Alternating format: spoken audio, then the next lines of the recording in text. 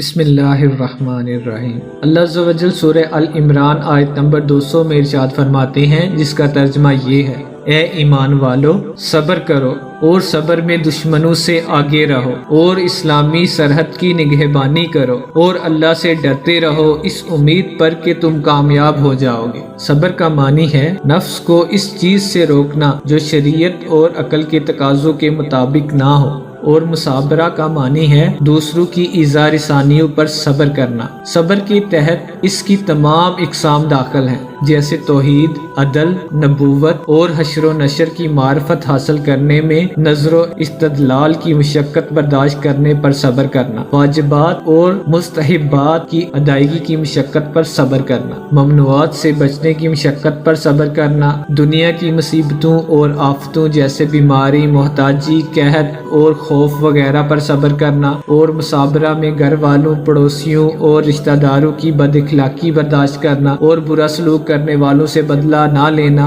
داخل ہے۔ اسی طرح نیکی کا حکم دینا، برائی سے منع کرنا اور کفار کے ساتھ جہاد کرنا بھی مصابرہ میں داخل ہے۔ اسلامی ملک کی سرحد کی حفاظت کے لیے وہاں رکنے کی بہت فضیلت ہے۔ چنانچہ حضرت سہل بن سعد سعدی رضی اللہ تعالیٰ عنہ سے روایت ہے، سرکار دو عالم صلی اللہ علیہ وآلہ وسلم نے ارشاد فرمایا، راہ خدا میں ایک دن سرحد کی نگہبانی کرنا دنیا و ما فیہا سے بہتر ہے۔ یہ بخاری شریف کی حدیث پاک ہے۔ حضرت سلیمان رضی اللہ تعالیٰ عنہ سے روایت ہے، تاجدار رسالت صلی اللہ علیہ وآلہ وسلم نے ارشاد فرمایا، ایک دن اور ایک رات سرحد کی حفاظت کرنا ایک مہینے کے روزوں اور قیام سے بہتر ہے۔ حفاظت کرنے والا اگر مر گیا تو اس کے اس عمل کا اجر جاری رہے گا اور وہ فتنہ قبر سے محفوظ رہے گا۔